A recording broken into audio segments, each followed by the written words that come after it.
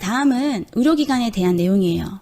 우리나라 의료기관 10개가 있습니다. 의료기관, 의료법에서는 의료기관이란 의료기관에서 의료인이 공중 또는 특정 다수인을 위하여 의료 또는 조산의 업을 행하는 곳을 얘기하고 있어요. 정의 내리고 있고 우리나라 의료기관 10개가 있습니다. 10개 중에서 의원급이 있고 조산원이 있고 병원급이 있습니다. 이 의원급 의료기관은 외래 환자 중심으로 의료행위를 하는 곳이고 병원급 의료기관은 입원 환자를 대상으로 의료행위를 하는 곳을 얘기합니다. 그래서 의원급 의료기관, 외래 환자를 대상으로 의료행위를 하는 곳은 주위에 여러분들 김내과, 박내과, 무슨 소아청소년학과 이런 거 있죠. 그런 거 그냥 길에서 흔히 볼 수 있는 그런 외래 의원을 다 얘기하게 되는 거고요. 치과의원, 한의원 포함합니다. 다 의원급이에요. 네, 조산원은 조산의 업무를 하는 곳이고 병원급 보시면 입원 환자를 대상으로 하죠. 입원 병상이 있어야 되는 거고 그 입원 병상을 30병상 이상으로 하고 있어요. 30병상 미만이다? 그러면 의원급인 거예요. 30병상 이상을 이제 병원급 의료기관이다 라고 얘기를 하고 있는 것이고 이 병원급 의료기관도 종류가 있는데 병원 있고 치과병원 있고 한방병원 있고 요양병원 있고 정신병원 있고 종합병원 있어요. 이렇게 해서 10개입니다. 자, 그런데 30개 이상의 병상을 갖추어야 병원급 의료기관이다 라고 했는데 치과병원 예외예요. 치과병원은 30병상이 아니어도 됩니다. 아니어도 우리가 이렇게 병원급 의료기관, 치과병원이라는 말을 쓸 수가 있어요. 치과의원이 아니라. 자, 그 다음에 종합병원 있죠. 종합병원은 100병상 이상을 말합니다. 종합적으로 아플 때 가는 곳이죠. 종합병원은 여러 개 진료 과목이 있잖아요. 그래서 100병상 이상을 얘기하는 것이고 특히 100병상부터 300병상까지는 필수 진료 과목 7개를 갖추고 있어야 돼요. 7개를 갖춰야 되고 우리 필수 메이저 진료과죠. 내외산소, 내과, 외과, 산부인과, 소아과. 내외산소 중에서 3개 진료 과목이 있어야 되고 영상의학과, 마취통증의학과, 진단검사의학과 또는 병리과를 포함해서 7개 이상의 진료 과목을 갖추고 각 진료 과목마다 전속하는 전문의를 두는 곳을 100병상부터 300병상까지의 조건으로 두고 있습니다.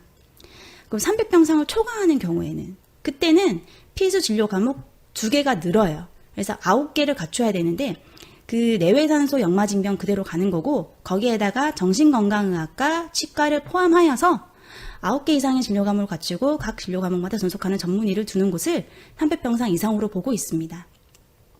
그래서 우리나라 세어볼까요? 의료기관. 의원, 치과의원, 한의원, 조산원, 병원, 치과병원, 한방병원, 요양병원, 정신병원, 종합병원 10개입니다. 이렇게 10개 있는 거고 치과병원은 30병상이 아니어도 된다는 거, 그리고 의원급은 외래 환자 대상으로, 병원급은 입원 환자 대상으로, 그리고 이 30병상 중에서도 100병상 이상일 때에는 종합병원이라 하는데 그 중에서 100병상, 300병상까지 300병상을 초과하는 경우에는 필수 진료 과목 어떤지 지금 말씀드린 겁니다. 자, 그 다음에 이런 병원들 중에서 보건복지부 장관이 지정을 할 수가 있어요. 상급 종합병원, 전문병원을 지정할 수가 있습니다. 여러분들 흔히 대학병원, 상급종합병원을 알고 계시는데요. 그만큼 상급종합병원은 난이도가 높은 아주 심각한 환자가 가는 곳이에요. 중증질환의 환자가 가다 보니까 아무래도 진료 과목이 많아야겠죠. 한 군데 말고 여러 군데 아플 거 아니에요. 그러다 보니까 필수 진료 과목 20개를 갖추고 각 진료 과목마다 전속하는 전문의를 둬야 됩니다. 20개 진짜 많다, 그죠? 그래서 이렇게 병원급 의료기관 중에서 중증 질환 환자에 대해서 난이도가 높은 의료행위를 하는 곳을 보건복지부 장관이 너 상급 종합병원 해라 라고 지정을 할 수가 있고 이 지정은 3년마다 평가하여서 지정 취소하거나 재지정할 수가 있어요. 자, 그럼 전문병원은 뭐냐? 얘는 이름이 전문병원이죠. 그래서 병원급 의료기관 중에서 지정하는 거예요.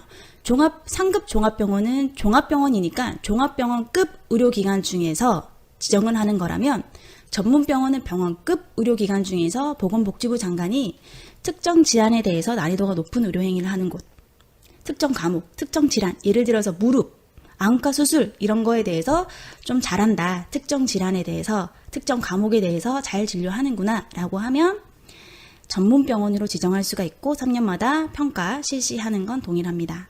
이렇게 의료기관에 대해서 중요한 거 여러분들 간략하게 설명을 드렸고 법을 통해서 자세히 알아보도록 하겠습니다.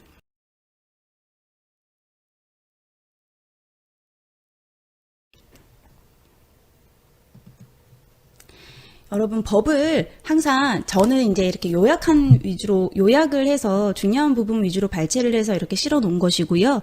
여러분 교과서 있지요? 교과서를 반드시 참고하셔야 됩니다. 자, 지금 저는 제3조 의료기관에 대한 부분 보고 있습니다. 이 법의 제3조 의료기관 보시면 의료기관이란 의료인이 공중 또는 특정 다수인을 위해서 의료 또는 조사 내업을 하는 곳을 얘기합니다. 자, 그래서 이제 의료기관 보시면은요, 의원급 의료기관 볼게요. 외래 환자를 대상으로 의사, 치과의사, 한의사. 왜냐하면 의원, 치과의원, 한의원이 포함이잖아요. 그래서 이런 사람들이 외래 환자를 대상으로 각각 의료행위를 하는 곳을 얘기한다 하고 종류는 의원, 치과의원, 한의원이 있습니다. 그 다음에 조산원 있었죠. 조산원은 조산사가 조산과 임산부 및 신생아를 대상으로 보건활동과 교육 상담을 하는 곳을 의료기관을 말한다 라고 나와 있고, 병원급 의료기관, 이곳은 입원 환자를 대상으로 의료행위를 하는 곳이고 종류가 이렇게 많았습니다. 그래서 병원, 치과병원, 한방병원, 요양병원, 정신병원, 종합병원이 있구나 이렇게 보실 수가 있고, 요양병원 안에 의료재와 시설 포함입니다.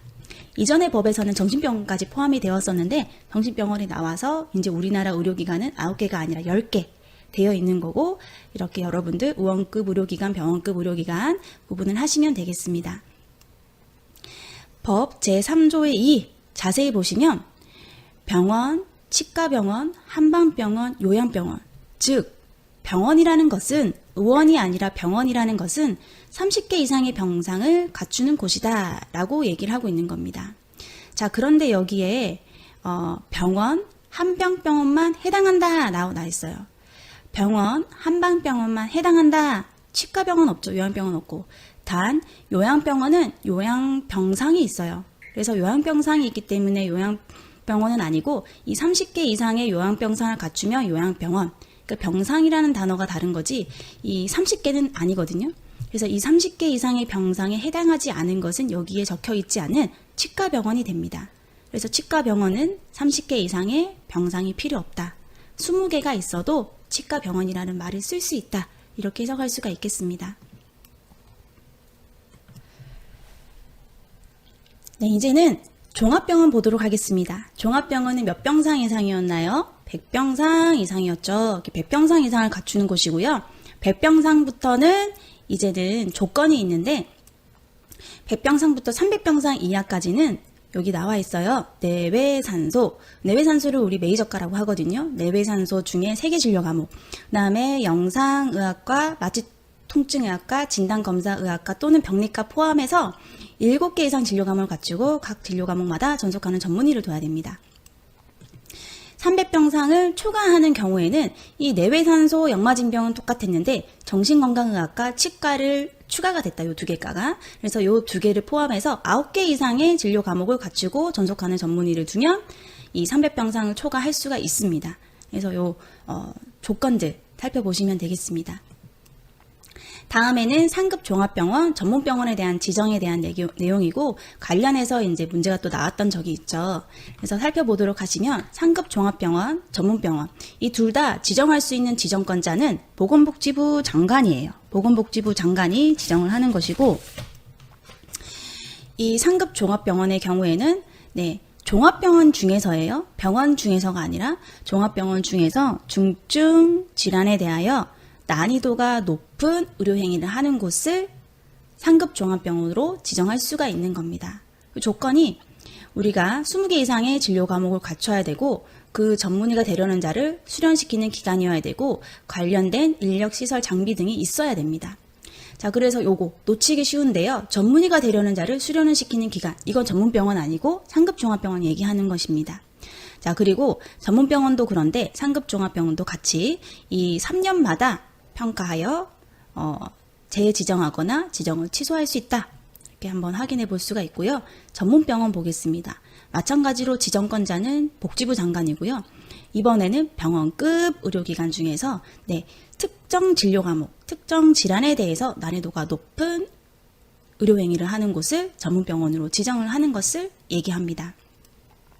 자, 그리고 이것도 마찬가지로 이렇게 3년마다 평가를 실시하여서 재지정하거나 지정 취소할 수가 있습니다.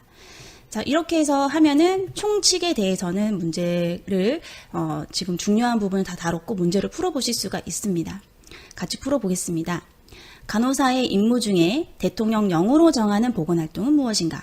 지금 간호사 임무 묻는 게 아니라 그 중에 대통령령으로 정하는 보건활동 물어보고 있어요.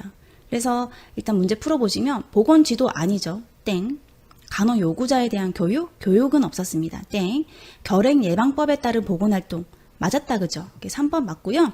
모자 보건 전문가는 맞는데 행하는 가족계획 활동이 아니었고요. 의료활동 아닙니다. 그래서 답은 3번 되겠네요.